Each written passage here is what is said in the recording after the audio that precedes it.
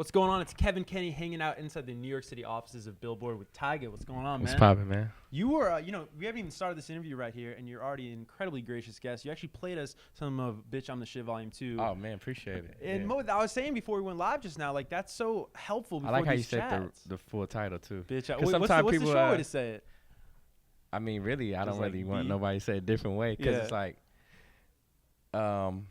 people be like, oh, how do I say this?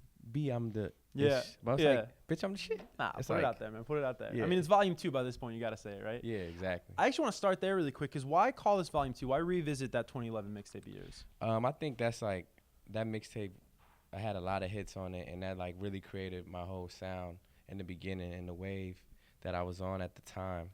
And like fans like loved that project for me like the most. So I wanted to really kind of get back in touch with all the fans and let them know like we on this vibe, but I'm gonna show y'all some new waves, some new sounds. Yeah. But Are there things you're going to be getting back to on this record? You talk about getting back to that, like kind of that 2011 space where, you came out with a new wave. We were talking just before we went live here about how many different waves you had. You still feel so fresh. You've been in the game like 9 years now. It's crazy to think like that, right?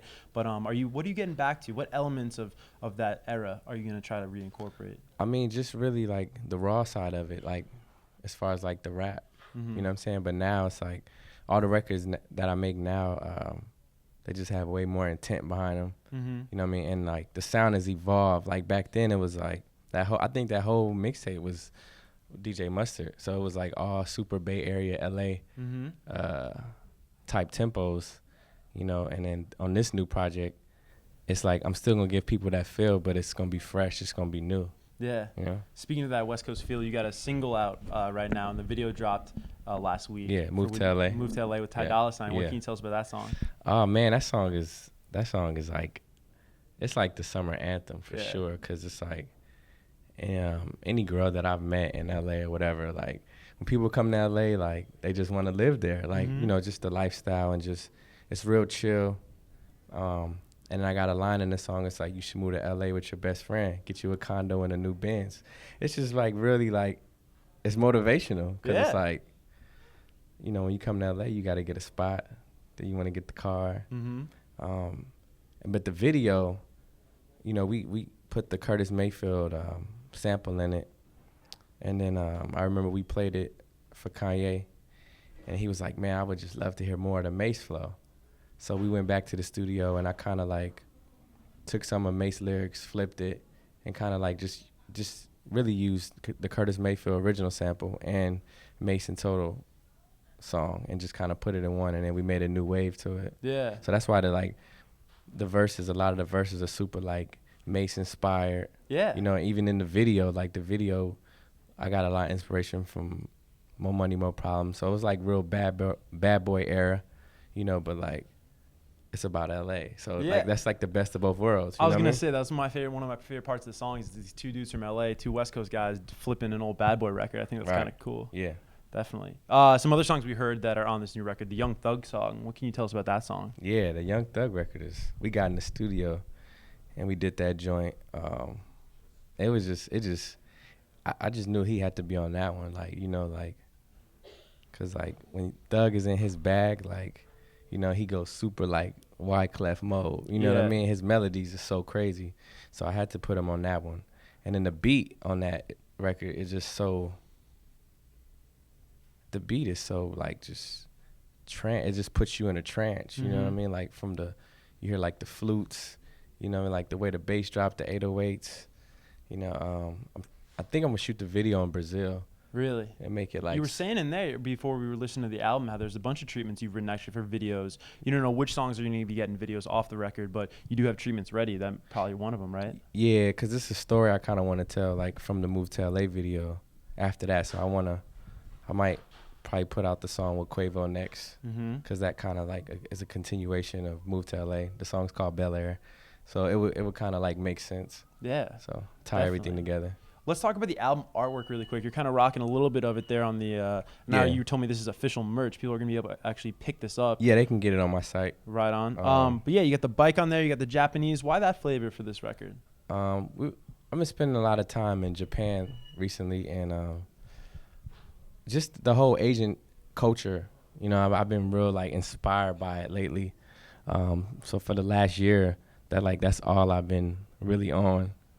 And you know, half of my background is Asian too, Vietnamese. So I kind of want to really touch on that and really get into that culture. And the more time that I spent out there, like, you just learn things about the fashion, like the food, just their way of life. Yeah. You know. What's your favorite thing about that culture?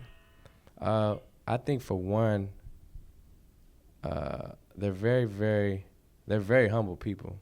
First of all, like in Japan, and I think just the fashion, man. They take pride in everything they do, like, and they take time, and they're very about details. You know, they don't rush anything. They're very, you know, and they're very humble, and I just like being out there. Yeah. You know what I mean? It's a good time. Yeah. You know, we've already spoken about Young Thug's on the record, Quavo's on the record. You got a Pusha T joint on there. You got Kanye on the record. It's a very eclectic record, and you kind of spoke to that, this public life that you've led over the past couple of years, and how one of the byproducts or results of living that public life is you've sort of been exposed to this massive female audience, right? Right. And how that's reflected in the music now, because as you put it in there, you know, you got the ratchet stuff, like old school, but then you're really thinking more about the females out there. Can you kind of speak to that about this record? Yeah, because you know, I'm just watching my shows, and the audience, you know what I'm saying, is like 60% women and 40% guys, you know what I'm saying? And then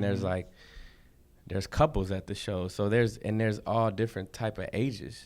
Yeah. You know what I'm saying? So it's like when I did 101 and put that record out, like that was the first singing record that I've ever done, which I was really nervous about doing, you know, but I was like, let me just take this risk and try something new, because if you know, you got to try something new to create a new wave. Definitely.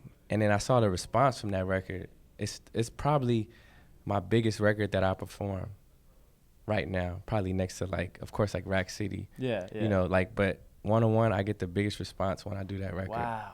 And like they know word for word, like. Yeah, you probably never would have guessed that, right? Never would have guessed that. So after seeing that, it made me really want to get in the studio and kind of make more records that kind of spoke more towards women. You know what I mean? Yeah, definitely. Why not, right? You're doing something really cool out in LA on Friday, July 21st, the day of the album drops. It's a pop-up shop, but it's also like a listening party. You're going to be playing the record. I'm going to play the record. We invited a bunch of fans. And then we'll have all the merch in the store. So it's That's gonna be awesome. dope. And this will be on sale, because this is awesome. All I of love this. this print right here. I got to actually, before we wrap things up, I got to congratulate you on not just the world of music you're doing so well in, but the world of acting you're breaking into. Yeah. And the role you have on Scream. Congratulations. Yeah. So that's going down. I guess that's going to probably hit airwaves on MTV here in America next spring. It'll air in March, I believe. Air in March. When does shooting happen? Does shooting So we start filming into August. Okay. So it'll be like a 2-month thing. We're filming in Atlanta. Okay. I don't know if I die in it or not yet. Yeah, so I know a lot of people have been asking me, you know what I'm saying? Like, Yeah. do you get killed? But I don't know, because they don't tell you that. Yeah. But I'm excited to really challenge myself, because I wanted to do something. First of all, I wanted to do something that was non-music related, so I can really push myself. And then, like, horror movies is like my #1 genre of movie. Okay. So I've always wanted to do like something horror. Did you ever like the Screams, like the original? Yeah, all the original Screams for sure. And then I wanted to do something that was a series, because I felt like people could really watch me evolve as an actor and watch my role and my characters, you know, because like I feel like with a movie, there's an hour, you got a couple scenes, they really can't spend that time to really kind of get to know the character and watch you evolve throughout the, you know, the movie or whatever. And with a series, you got, I think we're doing 6 episodes, like a 6-series special. Right on. So it should be fun. I'm excited about it. Yeah, you know, it's funny, we were talking before about how on Move to LA, you flipped an old Mace and Total record and Bad Boy record, and there's a little Bad Boy connection with a co-star of yours on Scream, is Big Son. Yeah. CJ's on the show. Have you ever had any experience like being around him? Nah, I never met him before. Okay. So that'd be cool. It's gonna be dope. Yeah, a little hip hop connection for sure, man. Well, Tyga, the record, Bitch I'm the Shit Volume 2, it's out everywhere. Bitch I'm the Shit too. Bitch I'm the Shit too. Volume 2, it's Go out. check out the video for Move to LA with Ty Dolla $ign. And thanks so much for taking the time today at Billboard, man. Appreciate it.